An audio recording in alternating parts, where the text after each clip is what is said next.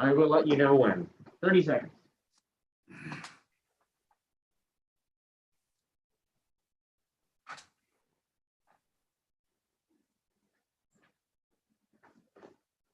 Let me stop my video though. 24.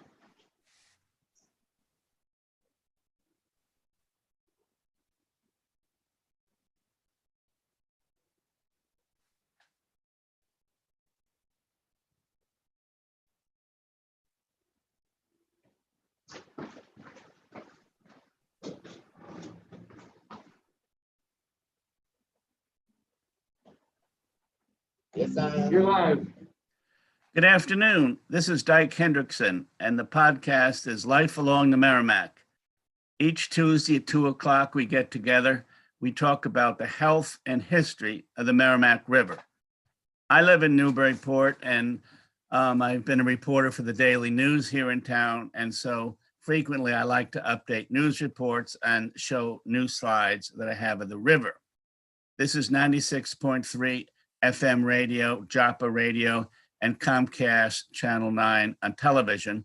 And I must keep remembering that some of our participants watch it and some listen. So even though I do show slides on the radio, slides for radio viewers, I will attempt to explain them well.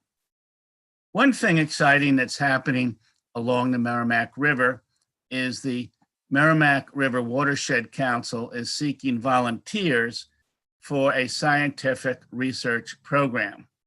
The situation is that the Watershed Council is really the largest organization on the North Shore that is following the river and its health.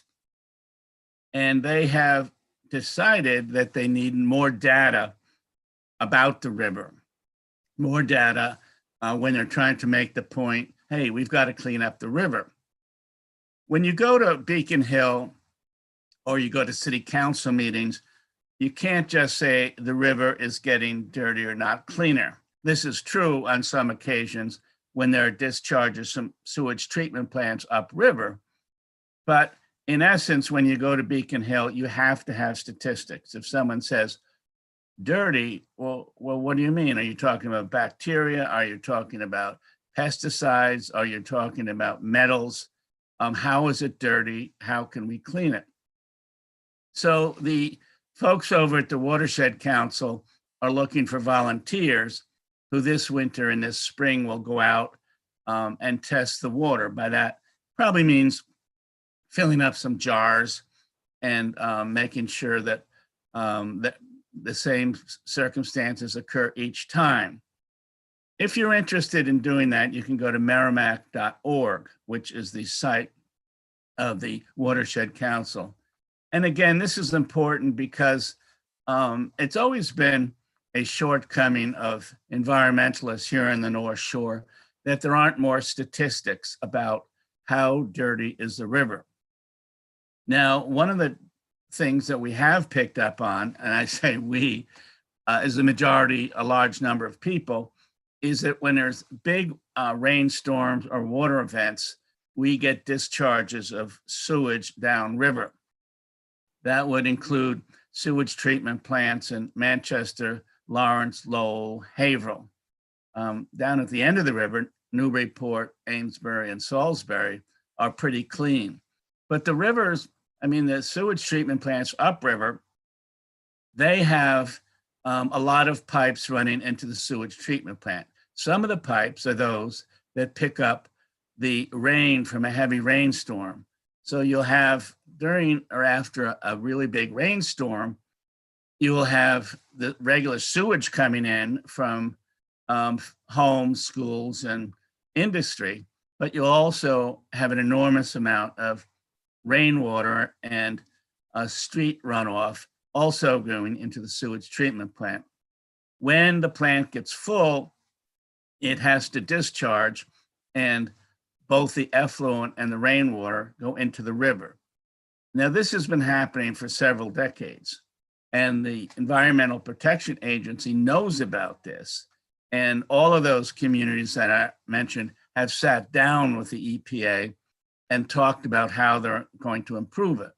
In fact, Manchester, New Hampshire recently entered into an agreement over a 20-year period to fix their sewage treatment plant. It's going to cost $130 million, but that's a great decision. You know, they realize the river is important. They realize they're about the biggest polluter on the river. So they've entered into an agreement. So they're improving. And Haverhill, Lawrence, and Lowell are working on programs to improve, and thus far are making small improvements.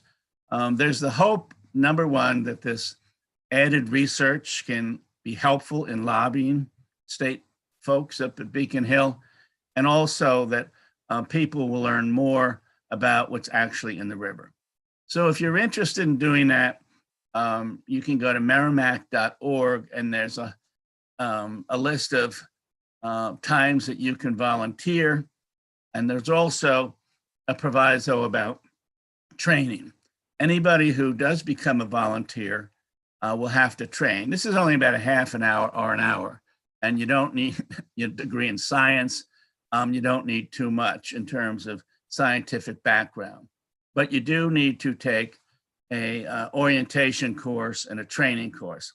So if you don't have so much to do this winter, you feel like helping out the Merrimack River, you can do so. And I think it starts Friday, January 22nd, and people can start training before that. And then it's all the way up and down the river. If you're in Newburyport, you'll probably be at the lower end. If you're up the river, you can probably be, in Haverhill or Lawrence or Lowell. But that's one of the things that's happening this winter, the testing of the Merrimack River water. Another element that I've been following, well, I haven't been following, I've been participating. I just finished a book on the Merrimack River. It's called Merrimack, the Resilient River. And the subhead is An Illustrated Narrative of the Most Historic River in New England. So that's exciting for me. It's a different world in terms of books now. It's, you can't appear at schools, you can't appear at groups. And so it's different. You don't get to talk about your book, you don't get to sell books, but nevertheless, the book is finished. April 25th, it comes out. And on the next day, the Newburyport Literary Festival is going on. So I guess I've got timing in one way. I'm interested in that. I finished a book about 6 months ago, and over the Christmas holidays, I donated about a dozen copies to the local Coast Guard station. The name of the book is New England Coast Guard Stories, Remarkable Mariners. And so I gave about a dozen to the local station, Station Merrimack River here in Newburyport. And so I feel good about that. We're trying to get out more information about the river and more information about the history of the river. And we talk about this once a week on Life Along the Merrimack, which is the name of this podcast, 96.3 Joppa Radio and Comcast Channel 9. And I'm going to go, just talking about the river. I have a few slides that I wanted to just talk about. You saw the one of the river itself. This is at the Atlantic Ocean. Those are jetties that have come in the last 5 years or so. $10 million on each side. This was federal money. And the hope is that it improves navigation. To wit, there won't be as much sand from the beaches coming into the river, and so more boats can get in and out. The Merrimack is about 117 miles long. You can see it here, starting in Franklin, New Hampshire, and coming down to Newburyport.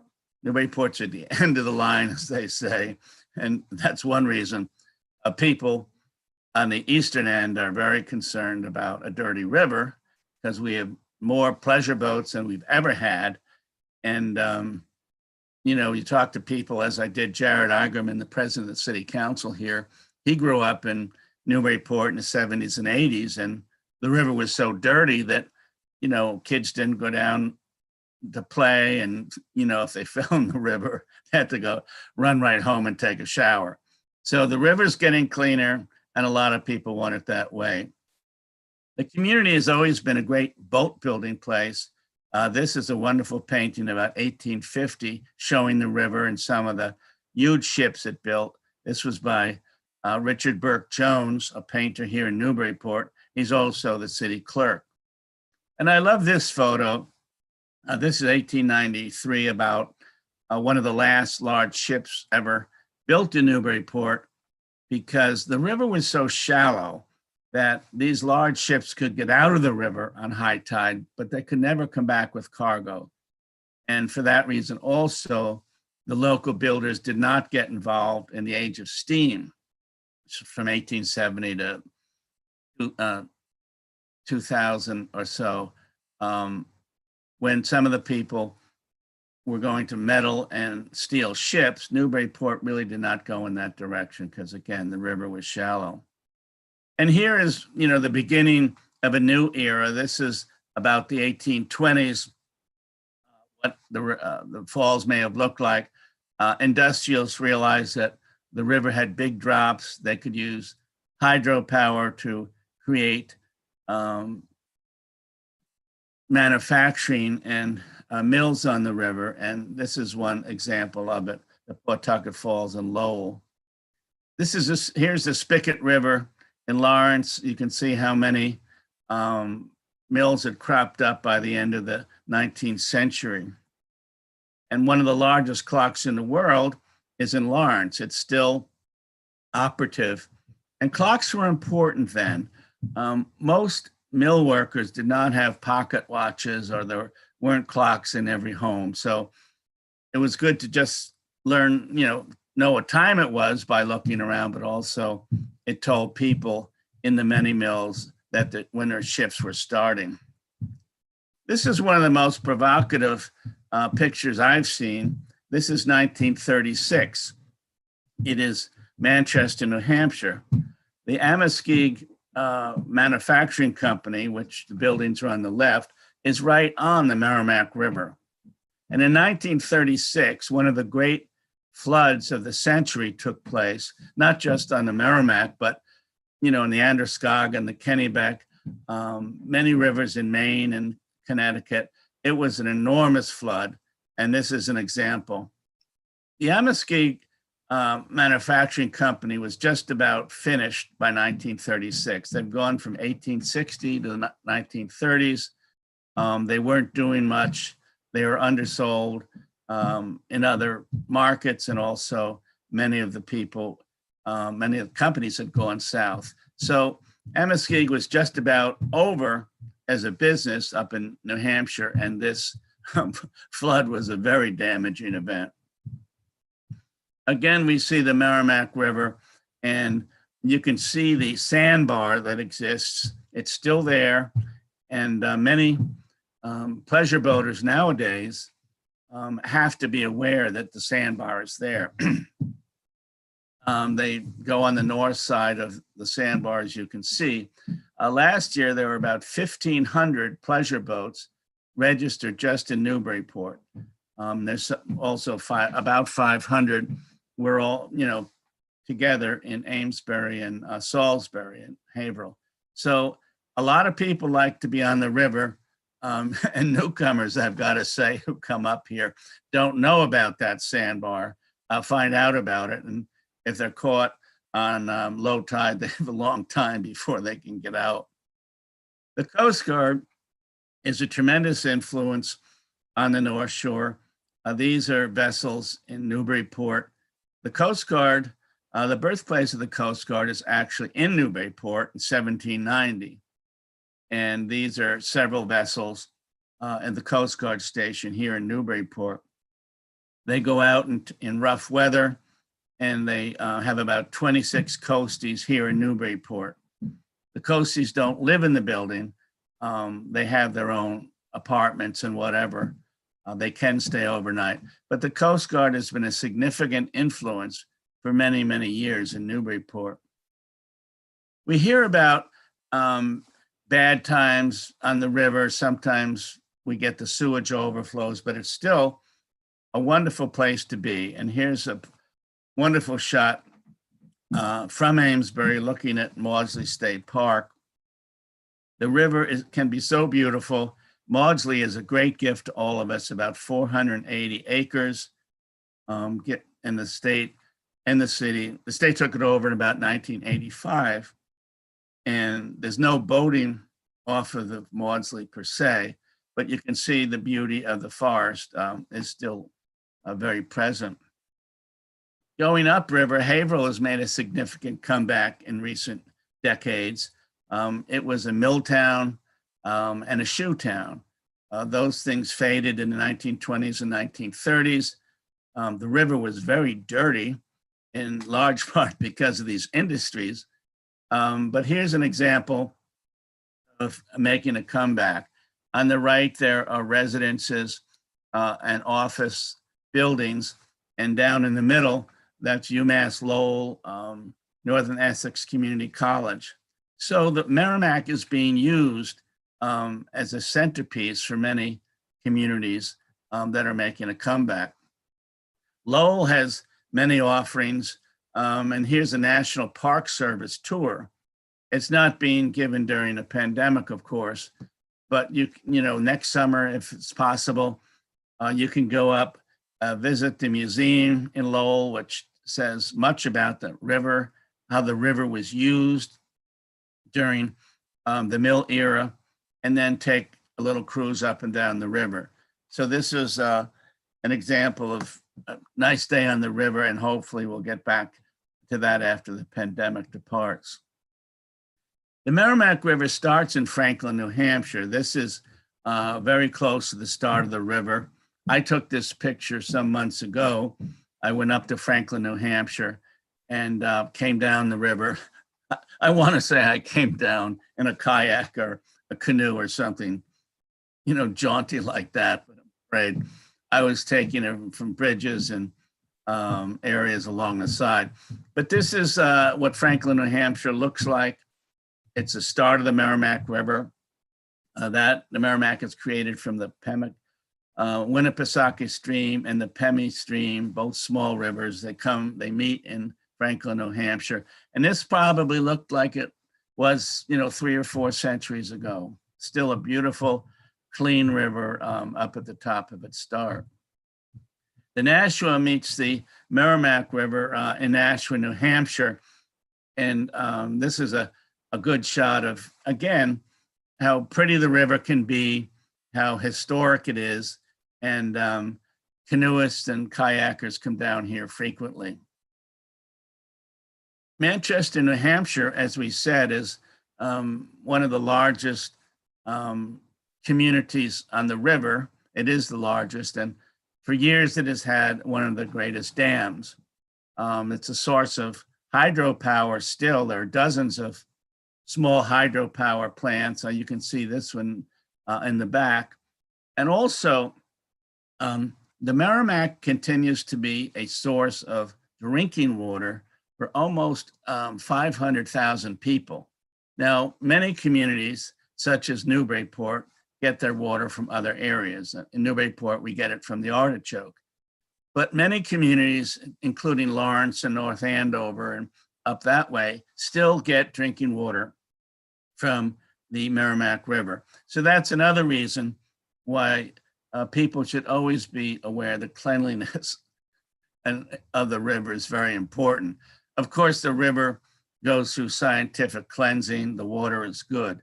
But I was quite surprised when I learned that more than 500,000 people in the valley are still getting their drinking water from the river.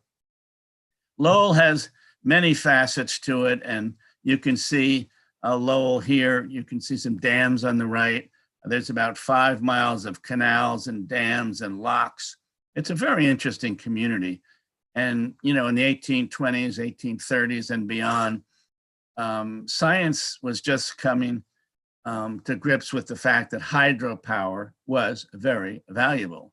And you can see a couple places here where the river has been stored up and then is let go through this process of canals and locks. That's a building from UMass Lowell on the right. It's a dorm. And those people certainly have a good view out of their window. Lowell has many different facets to it.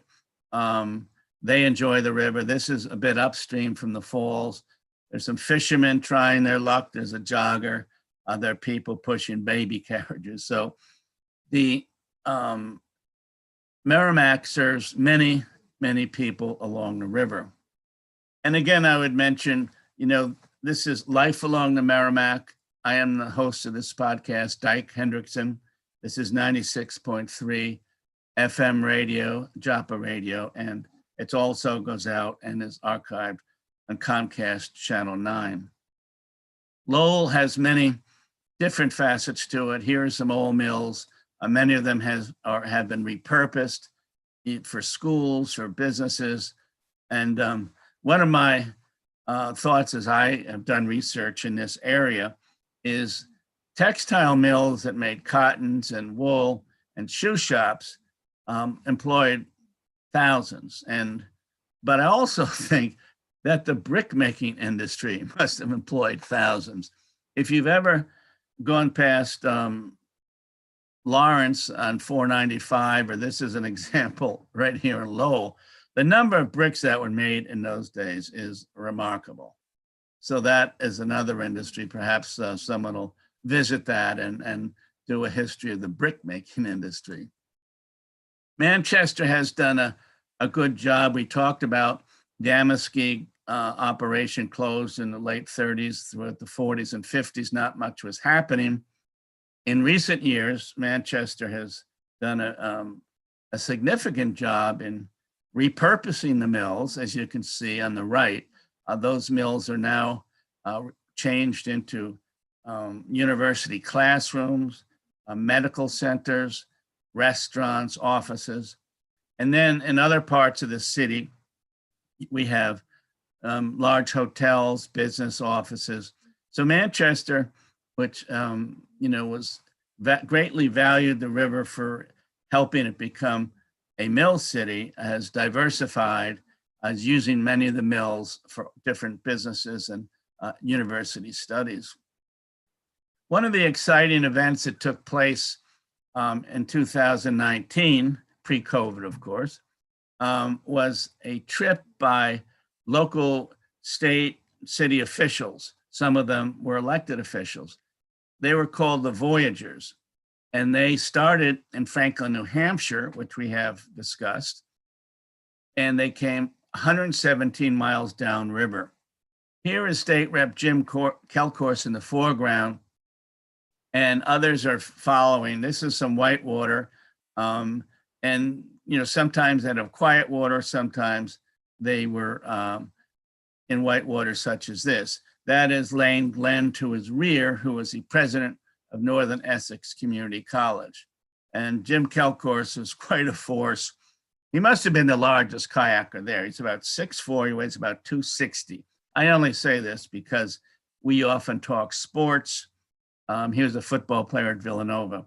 And as I said, I was a reporter for the Daily News for about 6 years. And so when I say I talked to this person or I talked to that person, through the reporting exercise, I got to know a number of people. Here are some of the kayakers, the Voyagers as well. This is in Lowell. It always frustrates me that the sign behind it says Lawrence, but this is Lowell. Anyway, there were about a dozen kayakers in this photo, and they were coming not exactly to the end of their trip, but they were getting there.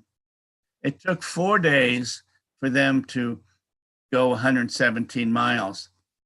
They had planned to camp out each night, like on a state park or, an area that would be easy to set up camp, but it rained very hard on 2 of the nights. So they had to scramble. They stayed in a wire with friends. And, one reason for doing this is they want to bring attention to the river, the need to keep it clean, and the need to enjoy it. So they did enjoy it, I know that, but they also had to go inside on a number of occasions. This is Newburyport Harbor. Some of us have seen that photo.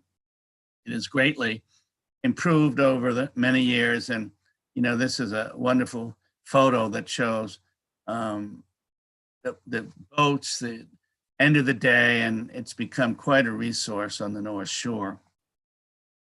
The area continues to be a great resource, and here's a picture that the town line in Merrimack and Amesbury. Again, a beautiful spot for canoeing, and if you're lucky to have a house or park a car and have lunch, it's a great place to be. Fishing is not what it used to be. There are about perhaps a dozen boats in the river every summer. I think numerous elements have added to the decline of the commercial fishing fleet. One was federal regulations are much tougher. Also, there just aren't as many fish, and federal government often limits how many fish you can take and what kind of fish you can take. But here's a picture that a lot of people come down to the boardwalk in Newburyport, like to look at the fishing vessels and perhaps remember the old days when it was a very vibrant industry here.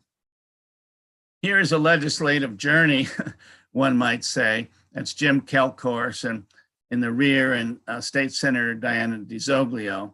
She's from Methuen. They both went the whole 117 miles in 2019. And this is a buoyant moment. They must be getting to the end of the run. When we talk about the river, we have to remember there's a lot of politics and governmental involvement.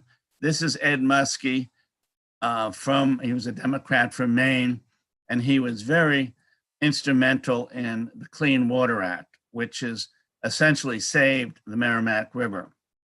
He was a national figure. He did not win national office, but he's really a tenacious advocate for clean water that helped the Merrimack, the rivers of Maine, and many, even the Great Lakes, everything.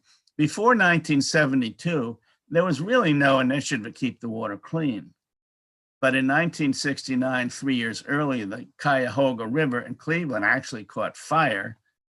There was a lot of attention to that. And Americans said, geez, how can this happen? How can we let our rivers become so dirty? So Ed Muskie was one of the key figures in passing the Clean Water Act of 1972. George Mitchell, also of Maine, was around to make sure the amendments were passed in 1987 to keep the money coming. Muskie's bill, the Clean Water Act of 72, provided grants to communities on the river. In other words, you have to pay little of it back. It was almost free money. But Ronald Reagan wanted to get rid of that in the 80s, but George Mitchell said, wait, we'll compromise. You can take away the grants, but let us have low interest loans to help the communities. And so that's what exists today, low interest loans on the Merrimack River, 1.5% at the moment. So when communities want to clean up, there is federal money at 1.5%. Paul Tsongas was a great champion of the river. He was a great champion of Lowell. I always liked this picture in his younger days. He was taken too early. As some may remember, he died in 1997 at the age of 56. He had made a brief run for the presidency. Then he got sick, and he's buried along the Merrimack River. So that's a fitting end. Here's one of the most famous, not most famous, but most expensive projects on the Merrimack in recent years, the bridge over in Amesbury and Newburyport. And this is taking traffic on 95 and is very valuable to the community. This is kind of what we don't want. This is not a sewage treatment plant, by the way. This is a community runoff pipe in Methuen. But in addition to the runoff, which we would like to correct at some time, there's all sorts of debris here. And so it's unfortunate. This is a similar situation in Newburyport. That is a pipe down near the boardwalk in Newburyport. And so plans are underway to try to improve this situation. Again, this is not coming from a sewage treatment plant, but this is coming from the runoff, but it still can be dirty and is not good for the river. Merrimack River, this is one of the great scenes. This was taken by Brian Eaton, a former photographer for the Daily News in Newburyport. But that's what it's all about. This is a beautiful spot. So we're going to leave it off right here. I want to thank everybody for being here. 96.3 Joppa Radio, also Comcast Channel 9. This is the Merrimack Valley and the Haverhill-Amesbury area. You can see the beauty of the river, how it snakes through the Merrimack Valley, and it is a real asset. So this is Dyke Hendrickson. This is the weekly podcast, Life Along the Merrimack. We're here every week at 2 o'clock. I thank you very much for joining us.